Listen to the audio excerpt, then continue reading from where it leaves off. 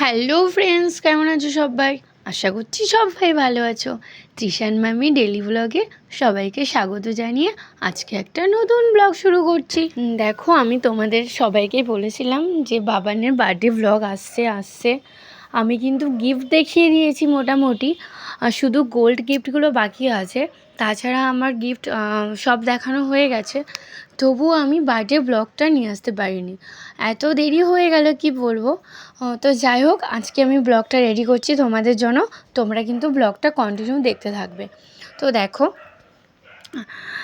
আজ আমি জানো তো খুব কনফিউশনে ছিলাম।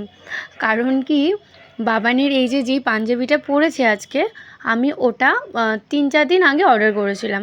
তো কুরিয়ারও করে দিয়েছিলেন যাকে অর্ডার করেছিলাম। তো আসবে কি আসবে না, আসবে কি আসবে না, এই ভাবতে ঠিক ওর হচ্ছে বার্থডে, মানে যখন আমি ওকে বসাবো, মানে দুপুরের লাঞ্চটা দেবো, তার ঠিক 20-30 মিনিট আগে এসে আমি তো এত হ্যাপি হয়েছিলাম যে টাইম মতো আমি পাঞ্জাবিটা পেয়ে গেছি, ধুতি পাঞ্জাবিটা। ওর ধুতি পাঞ্জাবিটা কেমন হয়েছে তোমরা জানিও। দেখো, কথা বলতে বলতে তো দেখো, বাবা আমার ছেলেকে আশীর্বাদ করে দিলেন। মানে বাবা বলতে তৃষানের ঠাকুরদা, আর ওইটা ঠাকুরমা আছে। তো ওনারা দুজন ফার্স্ট নাতিকে আশীর্বাদ করলো। তো কী কী গিফট দিচ্ছে সবাই, আমি সেটা কিন্তু তোমাদেরকে পরে বলবো। এখন জাস্ট শুধু আশীর্বাদ পর্বটাই দেখাচ্ছি। তো দেখো, মা বাবা আশীর্বাদ করলো, তারপরে করলাম আমি আর তৃষানের পাপা। তো আমি তো এত ইমোশনাল হয়ে যাচ্ছিলাম আশীর্বাদ করতে করতে। আমার এত মানে মানে কী বলবো, ভালো লাগছিলো, কিন্তু এত ভালো লাগার মধ্যেও না একটা কেমন যেন চোখে জল এসে যাচ্ছিলো। মানে অনেক দিন ধরে ভেবেছিলাম যে এটা করব, বাবানের এই অনুষ্ঠানটা করব, কিছুতেই না হয়ে উঠছিল না। যাই হোক, অন্নপ্রাশনটা করতে পারিনি, 1 বছরের বার্থডে করতে পারিনি। তো ফাইনালি 2 বছরের বার্থডেটা হলো। তো মানে খুব ভয়ে ছিলাম যে হবে কি হবে না, হবে কি হবে না। তো যাই হোক, ফাইনালি সবার আশীর্বাদে বার্থডেটা হলো। তো দেখো, আমরা ভালো করে আশীর্বাদ করে নিলাম, মানে মন দিয়ে আশীর্বাদ করলাম। আর তারপরে এই যে এই পাশে যে ব্ল্যাক শাড়ি পরে আছে, এটা হচ্ছে তৃষানবাবুর বউ।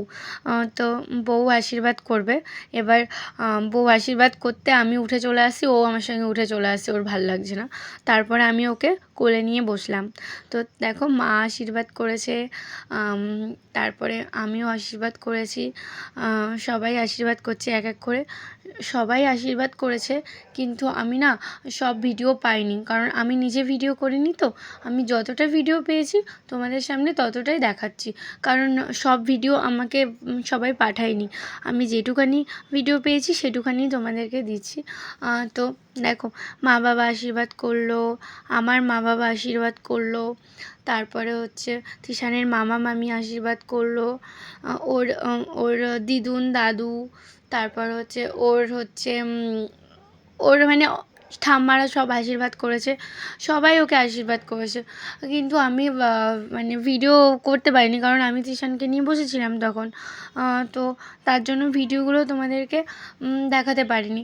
যাই হোক, দেখো, তৃষানবাবু আজকের মেনু কী ছিল সেটা তোমাদেরকে আমি বলছি। মেনুতে ছিল সাদা ভাত, 5 রকমের ভাজা, আর ছিল একটা হচ্ছে ভেটকি মাছের পাতুরি, তারপরে ছিল ডাল, তারপরে মাছের তরকারি, এগুলোই ছিল। আর হচ্ছে যেটা ছিল সেটা হচ্ছে মেন হচ্ছে পায়েস, আর 5 রকম মিষ্টি, আর 5 রকম ফল। তো আমার পায়েসটা আমি ওকে দিয়েছিলাম। আমার রুপোর বাটি চামচ ছিল, ওই বাটির মধ্যে আমি পায়েসটা ওকে দিয়েছিলাম। দেখো, আর এই যে মিষ্টির থালার মধ্যেও একটা রুপোর চামচ আছে, এটা ও পেয়েছিল হচ্ছে ওর আমাদের কার্তিক পুজোর এবছর উদযাপন ছিল, ওই উদযাপনের সময়। তো দেখো, মেনুটা আমি তোমাদেরকে দেখিয়ে নিলাম। আর ওই যে বউ আশীর্বাদ করছে, আর হচ্ছে এরপরে নেক্সট আসছে ওর বার্থডের রাতের ব্লগটা। তো তোমরা কিন্তু সবাই দেখতে থাকবে, কেউ মিস করবে না। মানে দুপুরবেলায় তাড়াতাড়ি সবাই বাবানকে আশীর্বাদ সেরে খাওয়া দাওয়া করে সবাই সাজতে বসে যাব, কারণ তাড়াতাড়ি করে না সাজতে বসলে সন্ধ্যার মধ্যে আমরা রেডি হয়ে উঠতে পারবো না। কারণ আমি নিজে সাজবো, মানে নিজে রেডি হব, তারপর আমার মাকে রেডি করাবো, বোনকে রেডি করাবো, সবাইকে রেডি করাতে হবে। আর সন্ধ্যাবেলায় কে কেমন সাজি না সাজি সবটাই তোমরা দেখতে পারবে। একটু পরেই আমি সাজতে বসে যাব। যাই হোক, দেখো আমি কিন্তু খাবার দাবার খেয়ে রীতিমতো সাজতে বসে গেছি। আমার হেয়ারটা প্রায় রেডি হয়ে গেছে। এখন হচ্ছে দাদাটা ফুল লাগাচ্ছে। জানো তো, আমার এই দাদাটা সেই সুদূর, মানে অনেক দূর থেকে এসেছে, সেই শান্তিপুর থেকে এসেছে। কারণ আমার বিয়ের সময় এই দাদাটাই মেকআপ করিয়েছিল। আমার এত ভালো লেগেছিলো, ওর জন্য আমি যখনই মানে মেকআপ করার ইচ্ছা আমার থাকে, আমি দাদাটাকে বলি, দাদা আসো না, একটু এসে মেকআপ করে দাও। তো উনি আসবে না কিছুতে, আমি রিকোয়েস্ট করে ওনাকে নিয়ে এসেছি যে আমার ছেলের প্রোগ্রাম, তোমাকে আসতেই হবে, তোমাকে সাজাতেই হবে, কারণ তুমি আমাকে সাজাও, খুব ভালো করে সাজাও, আমার খুব ভালো লাগে। তো তাই দেখো, এই যে আমার হেয়ারটা ডান, মেকআপও পুরো ডান। এবার ফাইনাল লুকটা নিয়ে আসবো। তো তোমাদেরকে জানাবো অবশ্যই, আর কেমন লাগছে আমাকে সেটা জানিও। আর আমি জুয়েলারি এখনও কিছুই পরিনি, শুধু হেয়ারটা কমপ্লিট হয়েছে আর মেকআপটা।